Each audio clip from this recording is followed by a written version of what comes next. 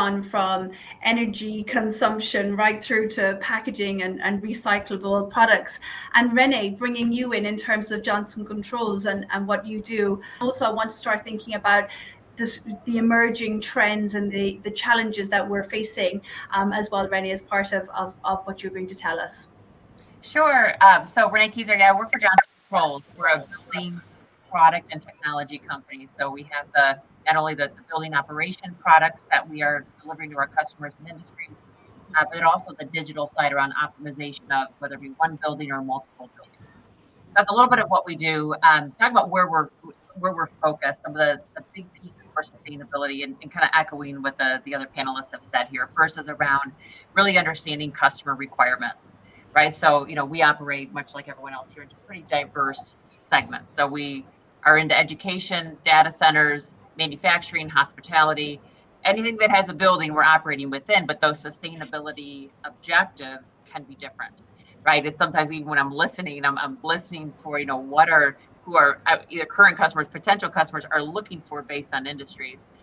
So a lot of voice of the customer almost ongoing, especially as you've seen the evolving ESG reporting. What are the requirements of their customers? What does that all look like that, from the center at Johnson Controls, I can provide the data and resources our sales team and businesses need. So a big one is around, navigating this evolving space. The second one, as Linda had said, is ESG reporting, moving from voluntary to regulatory. It's a big piece. So we've had our core metrics, I'll say, verified for the last 10 years. So greenhouse gas emissions, waste and water. But it's a whole new ball game with CSRD and the whole regulatory front. I mean, you're needing more metrics and disclosures with that assurance level. So we're really upping our game, and actually, it's a joint project. It's making it too small, but it's a joint initiative between myself, finance, and legal. So we're like the three pieces all working together to get ourselves ready for this new regulatory reporting. It's a lot of work, of course. On the other hand, being in the sustainability side of things, I love it because it actually brings that verification of what we're doing, that we are, moving the ball. We're able to have that, that audit, that financial grade metrics that are being audited. So I think it really does provide to an organization that confidence that we are moving in the right direction. And then the last piece that everyone is talking about here is around digital. So in my mind, it's all underpinned by digital, not only just to track and trace and do the good work of, carbon, nature, you name it, reduction, but of also being able to, verify to our customers that what they're seeing and hearing is, traceable throughout the value chain. So it's not just ourselves, it's our suppliers, suppliers, and we can look at it all the way through. So it's all underpinned by digital, both in the optimization of our work and the tracking. On the emerging side, so that's getting into the emerging side, a few pieces, like I was saying before, not just, I think it's really this awareness of the value chain. And, we do EcoVadis reporting with our supply chain. So at least we're getting like I'll say a cursory look at some, suppliers that are doing well and some, points that we might need to dig a little bit deeper.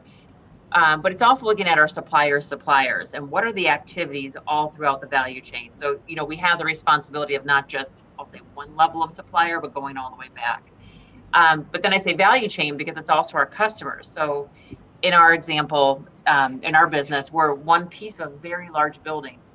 So how we intend our products to operate and for customers to accept them, a lot of times are different, how they're looking at these operations. So as they look at, let's just say, the full carbon of a building, whether it be embodied material carbon or operating carbon, making sure that our products are used as intended, or we're understanding how they're going to be intended to be used in our R&D process. So this value chain piece is really coming to the fore. And then I would say you got all the other topics coming mainstream. So nature is a big one. So task force of nature related financial disclosure. There's discussion on science-based targets for nature, all still in process of being developed.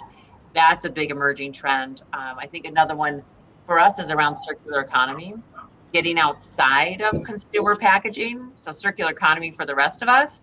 What does that mean? What does a circular building look like at end of life?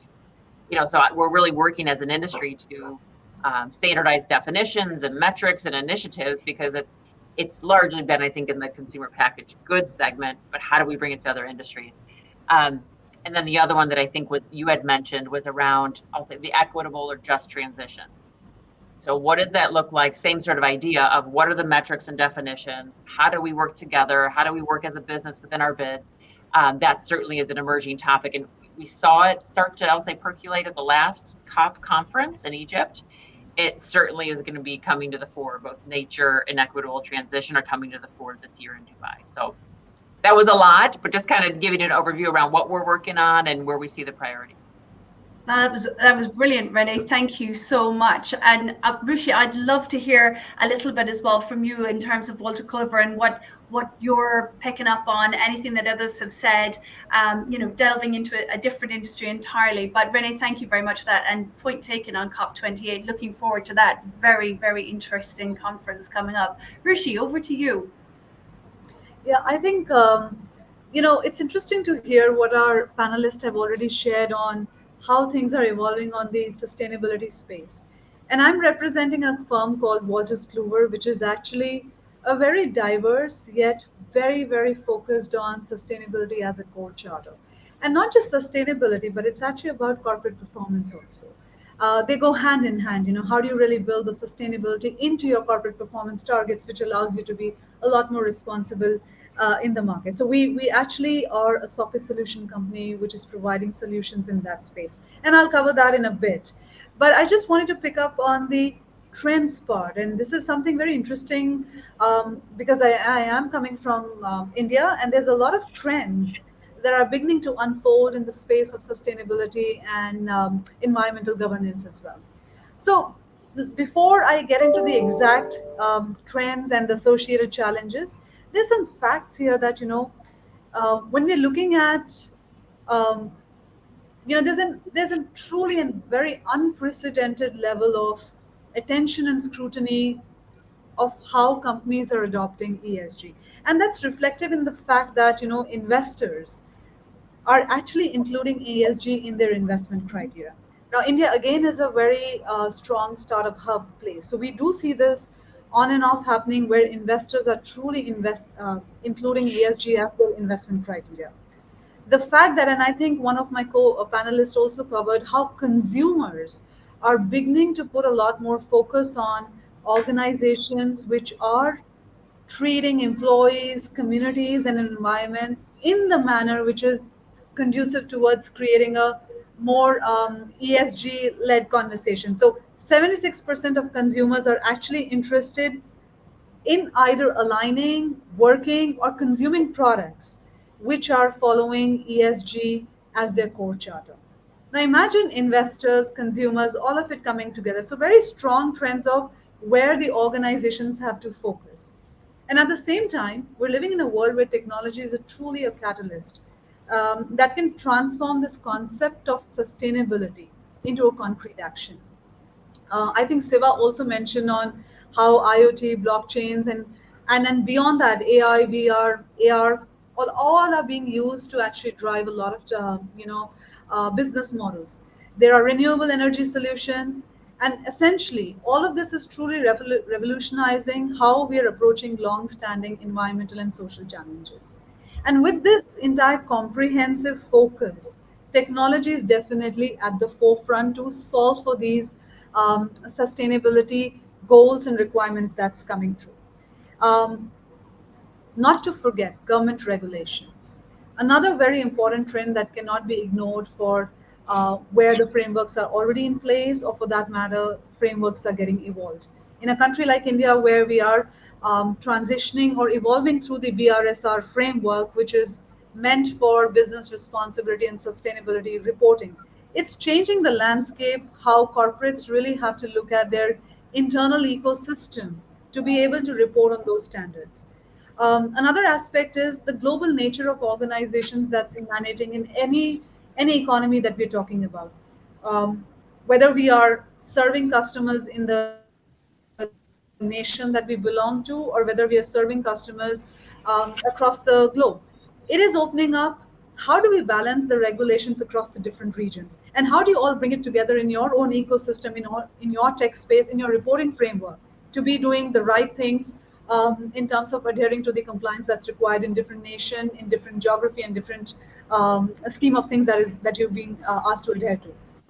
And this is where I did want to call out that Walters Kluwer is actually standing at the forefront of this kind of transformation or trend that's emerging around the sustainability and governance, because we're an organization that's empowering change with the convergence of technology, data, sustainability for a safer, healthier, prosperous, and more beautiful world. And I just don't want to call it as a very sweeping statement, but we do have solutions like Enablon, which is a global leader in EHS and enterprise carbon management software, as well as we do have solutions like Tagatech, which are the global leaders in CPM serving the Office of Finance and enterprise scale performance management. That's kind of bringing together the regulatory framework and the financial close, extended planning, and addressing the ESG and regulatory reporting.